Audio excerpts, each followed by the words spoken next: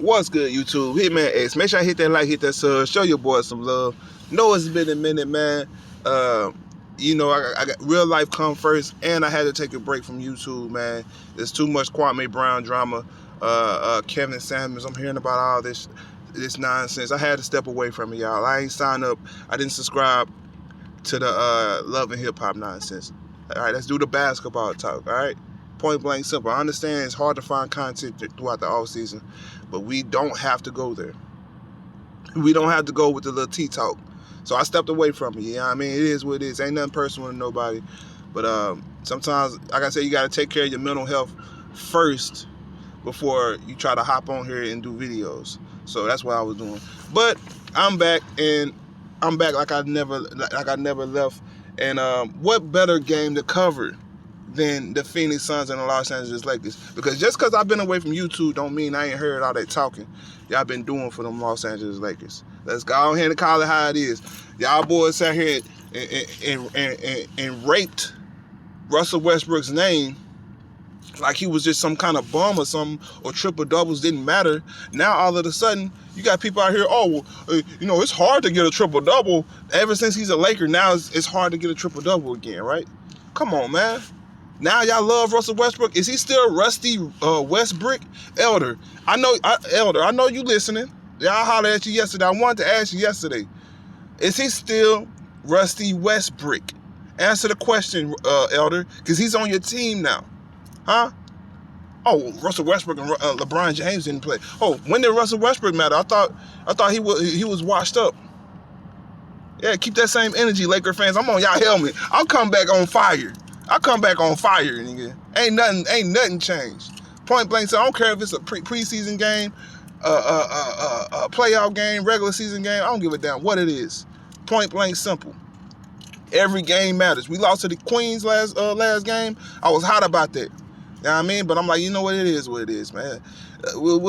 They're not going to do anything, right? It wasn't a championship game. It wasn't a playoff game. It's a preseason game, so I ain't tripping on it. But we bounced back and we beat the Lakers. And really, this scoreboard doesn't indicate the way the game went. When I turned the game off, because I got to see bits and pieces of the game, because I was driving home as I was watching the game, we had them down by like 28 points when I finally said, you know what, I'm about to go to sleep. We had them down by like 28 points after the third quarter, y'all. It was a dominating performance from the Phoenix Suns. How many players? 7 players in double digits? Let me make sure I count. 1, 2, 3, 4, 5, 6, 7 players in double digits. Nearly 10 players in double digits. If Shammy gives us a couple more buckets, if CP3 gives us a bucket, Frank Kaminsky played pretty solid. We nearly had 10 players in double digits on this number one defense Los Angeles Lakers team. And that's the thing with the Los Angeles Lakers as well that I didn't like last night was their transition defense is terrible. Every rebound we got, in which we did out-rebound the Lakers. That's another thing that stood out. We out-rebounded the Lakers by a lot. Every rebound we caught, it's like we just got wide open fast break opportunities. The Phoenix Suns out-hustled the Los Angeles Lakers.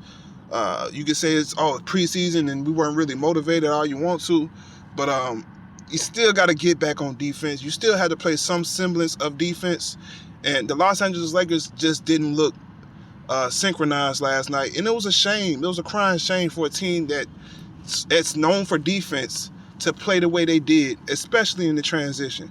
I like the way Mikhail Bridges played for it. Let me start with Landry Shamet. He gave us 6 points, but it seemed like he gave us more. It just felt like he gave us more. But for me, I guess it's more like he gave us a different dimension.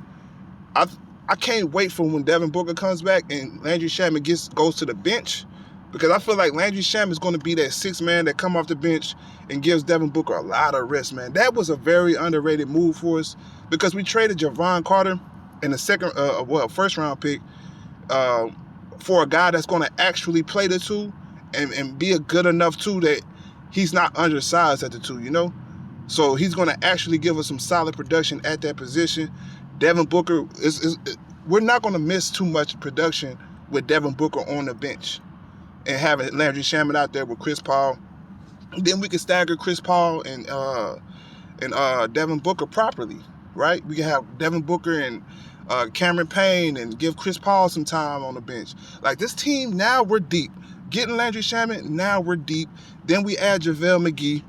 I mean, I like what I see from this team, man. JaVale McGee gave us 12 points off the bench in 13 minutes. That's great production, man. Simple and plain. DeAndre Ayton, you know, he played pretty solid. I wanted a little bit more. I don't like when he shoots threes. I caught one play in which he shot a three. I'm like, dude, what that? Your three still looks off. Like, I don't want you standing around the three-point line at all. I get the NBA's going to the three-point line, but you're too physically dominating to be a three-point shooter. Simple and plain. That should not be your game. Mikhail Bridges, like I said, he led us in points last night, and I think that's going to be, moving forward, that's going to be something to look for. Can Mikhail Bridges be our second or third option? Because I heard something from Monty Williams. He said he wants to get Mikhail Bridges more involved in the offense. I think that's a great move because Mikhail Bridges, he gets a lot of wide open looks. It's just he passes some shots up. It's like he's too shy. Like, dude, don't be scared to take the shot. If you got the shot, take it. Simple and plain. And like I said, if he can be the second or third option for us, that's great for us. I'm not sure if DeAndre Ayton's going to get his money this year, like he wants to. That's going to be another topic. I'm gonna say that for another video because I've been meaning to talk about that. But if Mikal Bridges turns out to be that second or third option, it's going to be hard to pay DeAndre Ayton what he wants to get paid, but I still would pay him just off a GP. I know what DeAndre Ayton brings to this team. I still would pay DeAndre Ayton. Chris Paul gave us 8 points and 11 assists. Another day at work for Chris Paul. We already know what Chris Paul can do. He shouldn't have played that many minutes. As far as the Lakers, AD, 14 points, 8 rebounds. He shouldn't have played as many minutes as he played, right? It was no reason for y'all getting blown out. Get him out the game. You know how AD is. I understand you want to get this team chemistry up, but don't risk any injuries. Don't play him at the expense of risking injuries. Simple and plain. Melo came in with 8 points. I was not impressed with Melo at all. Let me see. Kendrick Nunn, 11 points. Took a lot of bad shots. Missed a couple of wide open looks. Malik Monk off the bench with 18 points. I think that should be the starting shooting guard for them. But I can see him coming off the bench and playing like a Jamal Crawford role. But like I said before, man, this team won't have any problem scoring. They'll be inconsistent scoring, but scoring won't be the problem with this team. The problem for the Lakers will be transition defense and rebounding. It's just that simple. Rebounding and transition defense will be the problem for this team, and I don't think they'll be able to fix that overnight. See, that's the problem I have with the narrative that people push out with these teams, especially when it comes to the Phoenix Suns, because y'all were quick to call us frauds last year, but the Lakers aren't frauds? How aren't the Lakers frauds? I get they won a championship in the bubble, okay, cool, whatever, but how aren't they frauds when they're trying to microwave their success? They're trying to microwave a championship instead of building through the draft and trusting the process the way the Phoenix Suns did. See how we built our team? And the chemistry, it was more organic than the Lakers. They're bringing in all these old veteran minimum contracts and, washed up players trying to microwave their championship and do it the quick way, right? And we're seeing that it's not working. I get it, it's the preseason, but they looked bad last night, and it just all out of sync, and they're going to have a lot more problems to come, right? And it's harder to fix a problem like that when you build the way the Lakers are building than it would be for the Phoenix Suns. Like, for us, our weakness last year was size. We've been saying it last year. All last year was saying, we need to get bigger, we need to get bigger. We went to the finals, and it showed, right? What did we do in the offseason? We got bigger. Now what's our problem?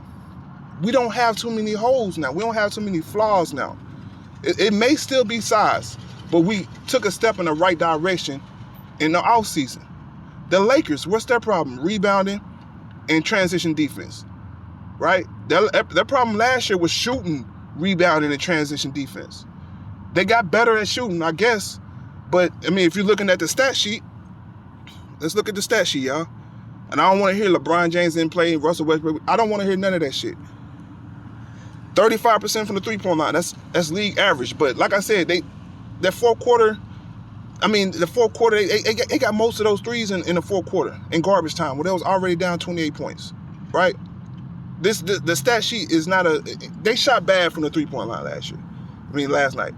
Come on, let's call it how it is, right? All those shooters they brought in, and you're shooting league average. Let's stop the cap, y'all. The Lakers have a bunch of problems. They're not guaranteed championship winners. I get it, y'all are fans. I get it. But let's just pump the brakes and be more logical with our takes. Simple and plain. Hitman next, though, man. It's been good chopping it up with y'all boys. I got to head in and work. Hit that comment section. Let me know how you feel about this one, man. I may go live later on, or maybe tomorrow. Or a couple. I got to pay for StreamYard again, man. I ain't going to lie. I've been bullshitting around. But I will be back live streaming pretty soon. So y'all be on the lookout for that, though. But Hitman next. That's all I got. I'm out.